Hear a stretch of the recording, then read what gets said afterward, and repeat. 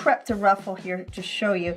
I've cut it on the bias and I've run it through my serger, and I started with the end at a point because that's how I'm going to start it on my pillow. I've got my ruffler, and my ruffler, there's several settings here. There's 4 settings here where we can move this little lever and have this little, what my grandmother would call a little piton. I don't know what that is. It's French for something, but I don't know what it is. But the little piton sticking out there. So you can have it sticking out at 1, 6, 12, or 0. When it's on 1, it's going to make one little pleat or one little gather for every stitch. When it's on 6, it's going to make one gather for every 6 stitches, and when it's on 12, it's going to do one gather for every 12 stitches, and on 0, you've disengaged it. So if you wanted to do some sewing and you didn't want to take it off. When you go to put your ruffler on, this little hand right here has to go over your needle screw right here, because that up and down motion of the needle is what makes it work.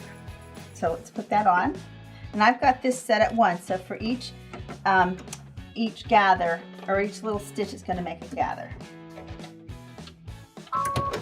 I also did change the needle before I put this foot on when we were off camera. I put in a denim needle, a jeans 160 needle, because we had an embroidery needle in from earlier and I was afraid the needle might break. So we put in a little bit heavier needle.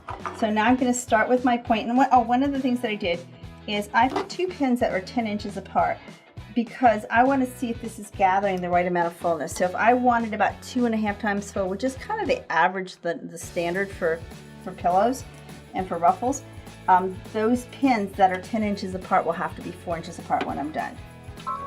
And that will tell me if I need to adjust it at all. I'm going to gather.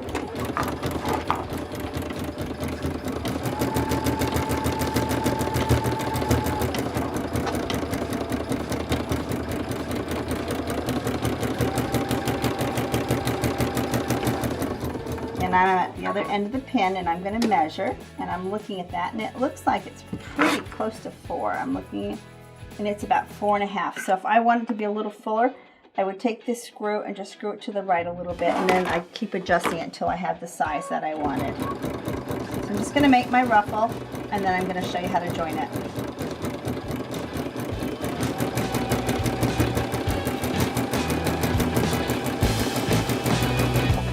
If you'd like to see complete instructions on this project, join me at sewathomeclasses.com, where you'll see every step along the way.